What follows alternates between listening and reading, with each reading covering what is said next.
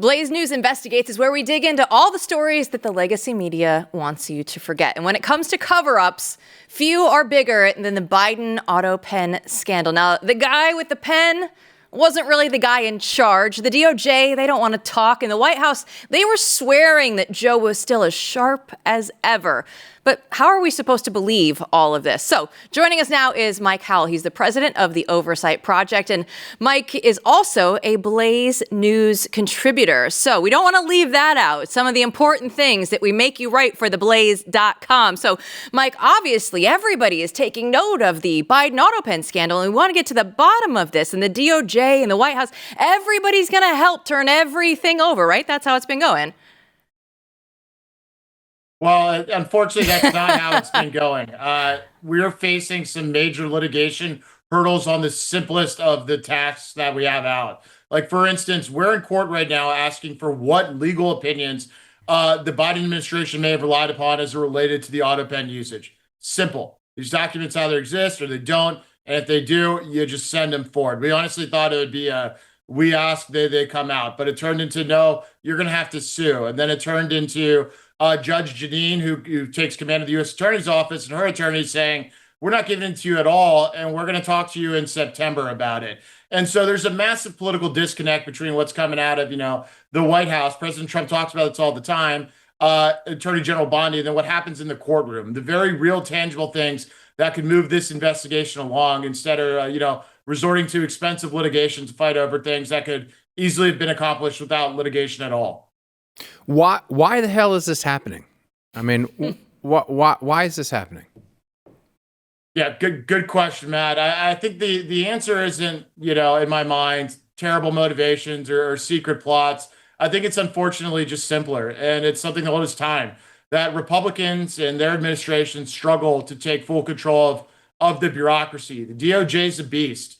I don't think that our litigation is what Pam Bondi, the Attorney General, wakes up every morning thinking about and going to bed, thinking about.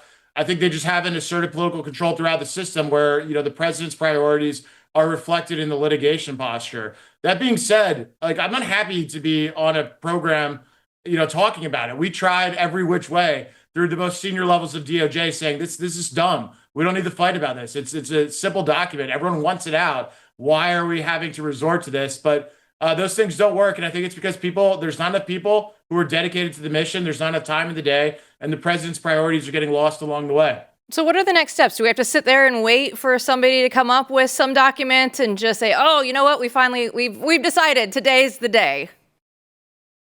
Well, hopefully they're watching the Blaze because, or, everything else, and they just break through. This need not be in court. But the next step that we know for certain is September, when we have to go back to court and argue again. Now, obviously, it'd be very unfortunate to have to wait that long, and that doesn't mean it comes out just that day. In fact, these documents may not even exist. Maybe the White House didn't even issue separate, legal opinions through the Department of Justice governing Biden's Autopen usage, but even the absence of that would be very informative. These are things that need to be in front of Comer and others as they proceed through their investigations. I mean, this is 101 stuff. You go into these interviews when you're ready to interview the people, but we have a political timeline here. It's not, a court case. It's that there's a calendar, there's August recess, members are gone. Then it's going to be about the midterms. And so this isn't like a regular court case. We need to start now and we need to move fast. And that means the whole system, including the executive branch, needs to cooperate and assert themselves in accord with the president's priorities. I mean, right now, Fox News, if you turn it on, is every single commercial break is about their Autopen documentary that they released, which is great and all, but everyone's talking about it. The president's talking about it. It's everywhere. Yet the simplest of things that the executive branch could do, they're not doing. And in fact, they're doing the opposite of that and making it worse. And I mean, this is the pattern. This is the hole that we're in. This administration is doing great work across the board, but in this transparency and accountability space, just cannot get traction. Tell us a little bit about the Politburo testimony from ex-Biden aide Steve Ricchetti, who testified for a long time and said some interesting things. Yes. So, they were pleading the fifth for a while. That was because Neera Tanden came in and said, as the person in control of the paper, she barely ever saw Biden. And so that spooked a lot of people. It broke kind of the, united defense that a lot of people thought the Biden Politburo would offer. I mean, I read it from a legal perspective as her throwing a lot of her colleagues under the bus, and she shook the system a little bit with that limited hangout disclosure. And so then you get a bunch of people immediately after, scrambling and taking the fifth, and that included the White House physician. But now you had Ron Klain come in, and he actually did talk for a while. And you have the other advisors like Ricchetti, longtime Biden lobbyist. And you can only imagine what a longtime Biden lobbyist saw, knows, when billions and trillions of dollars moved out of that White House to the huge money vehicles. We're excited to dig into the transcript because I think that's where this ventures in potentially to the criminal territory. Like, we obviously have a constitutional abuse of the highest, degree when you don't have a president. But when you're actually moving money and connecting to like lobbying initiatives and favored classes through the vehicle of, Ricchetti and others, that's where I think things can, breach into the criminal area where you see forgery, bribery, and things of that nature. So his testimony is critically important. I love that what came out of there was his administration was saying that his age was a problem, but it was a political problem, not an actual leadership problem. Mike, when they go through it, they're like, oh, like the perception of this is not great. But like him actually being capable of running the country, not so much of an issue for them. Yeah, that dog doesn't hunt. Just like Hunter Biden saying, and I love this one, that it was an Ambien problem. Okay, if there's one thing Sleepy Joe did not need, it was Ambien. Like that is just not going to fly, and he's already walked it back. But yeah, this is part of just the liberal, worldview. They cannot comprehend that you actually need a president in charge of things. This is what happens when you breathe and live and eat the administrative state, and everything can be delegated upon delegation, and authority can be vested throughout a vast bureaucracy. You lose touch with that basic principle of no, for this system to work constitutionally and legally, you need one person in charge at all times. And I think they really lost sight of that. And maybe they never had sight of it the whole time, because going into the election, they knew they had a problem and they'd have to handle this presidency differently. And so them just treating it as a media issue, as a political issue, ultimately, I think is what could wander them into criminal territory. Well, we should talk about your piece in a minute. But first, I mean, this really is this presidency as figurehead deal is what's really concerning here. We never want the executive to actually be a sort of shadow or figurehead for this large administrative state. So, in the course of the last few months, have we learned anything more about who was actually in charge behind the scenes, or is it still shadowy as ever?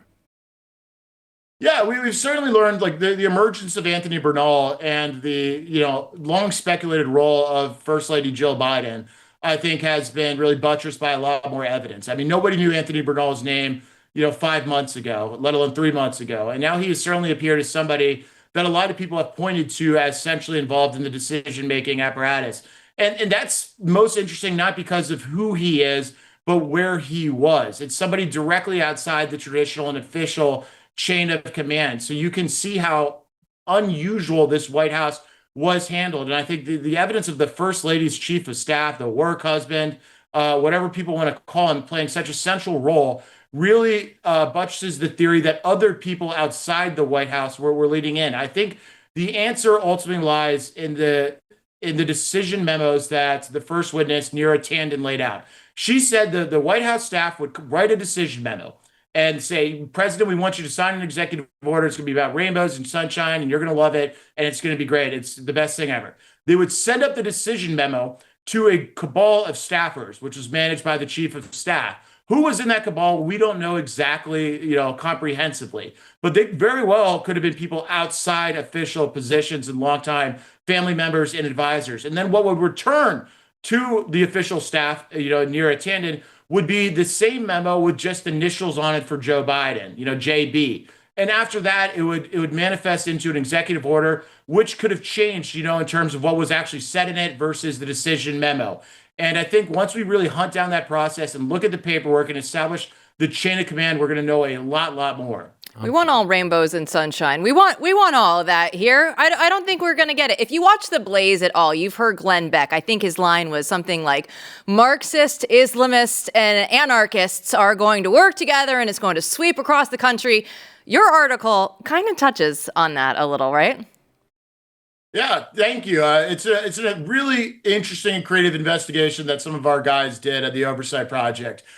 Everyone, when you look outside of the No Kings protest, knew this wasn't like a modern day version of the March on Washington. The tone, tenor, style, the kind of violent rhetoric and the drapings of just angst and all the words you can throw at it were very different than what was historically presented as the context for it. And then also what CNN and others were trying to make it seem like a grassroots kind of just organic rejection of President Trump. So we knew that was, walking around the streets and observing this, not the case whatsoever. It was clearly coordinated and organized. So we went to the organizers, a group called 5051 that now goes by the name Flare. And if you look on their webpage, it is just abhorrence, violent, like rhetoric stuff. There's a reason CNN never showed it. But we basically tracked the social media connective tissue of it. We mapped. We did what's called an associational matrix. Guess what? The people who put together the protest all are hardcore. The term escapes, proper definitional cabining, but they're Marxists. They're communists. They're on the fringes. They're of the most extreme. They follow openly declared communists, like political accounts, media accounts and whatnot. They are so far away from what the Democrats are pretending is this new, like, Governor Bashir or Pete Buttigieg, moderate middle. And I think that is going to be the story of the next few years. You're going to have the veneer of the Democratic Party and the media pretending it's the same old kind of Bill Clinton version we're moderating. But underneath that really thin veneer is just a lot of unwell, agitated, hardcore, a lot of foreign influence vectors, by the way, individuals. And it's violence in the streets. And I think that's what people rejected after the summer of 2020. And I don't think there could be enough lying through the mainstream media to get people to believe, that they're seeing something different. Yeah, that's the interesting thing about it. It does seem like the work you're doing is so important to show people that this is a network that really is in large part created by NGOs and really a lot of it our own tax money. And people are upset about that. You see a response to it. So, I mean, do you think that is going to, the funding stream is going to dry up? I mean, it already has dried up to some extent from the federal government, and that will weaken these groups, or will private money just pour in and the Democratic Party will triple down? Yeah, I don't think it frankly costs as much money to sustain this street action as people think. And, we've been living through this in Washington, D.C. There's a lot of social media attention on that protest outside Buttersworth. That's because DOJ was there and a lot of social media influencers. But that thing's been happening on a daily basis. And, you interact with these people and walk by. I mean, it doesn't take much to stage it up. And so, drawing out the NGO funding and stuff like that, I don't think will curb all of the street violence. I'll tell you what will curb it, and has not happened, though, is after California, there are promises by the FBI to track the money, the funding, and the organizers of these things that haven't manifested. And you saw these like ICE protests and people getting violent. They aren't really getting arrested. And people, protesting in the streets without permit, they're not getting arrested. In Washington, D.C., outside like the Heritage Foundation, you have people kicking people, pepper spraying people, spitting on people, air horns in people's eardrums. And the cops just don't really do anything. They'll take it on and they'll release them a second later. And so until the administration makes good on its efforts to really crack down on these things, and, the president had an executive order a couple days ago about making their urban areas safe. And, I walk past Union Station, it's still tent city there. And the National Park Service, Trump's National Park Service, is giving permits for non-peaceful protests. And so I want to see the follow through of law enforcement to really shut these things down. And until they do that, I don't think it's really a question of funding. It doesn't take too much. Listen, Blaze is doing its part. Our own Steve Baker saw some of those protesters outside Butterworth's and offered to pay for their meals. And they didn't take him up on it. They said, that's fascist MAGA food. We will not partake in any of that. By the way, the food is fantastic. If you're in DC, you should go. But I love it every time Mike comes on, because he drops the little nuggets like that. And every time that he comes on, Matt, we always get comments from people. They're like, man, that Mike Howell guy, he's pretty smart. That's why we keep him coming around. I had a good professor at the Claremont Lincoln Fellowship and Mr. Peterson there. Oh, okay, sure. We'll take it. We'll end on a high note. Mike Howell, thanks so much as always. All right. Thank you all.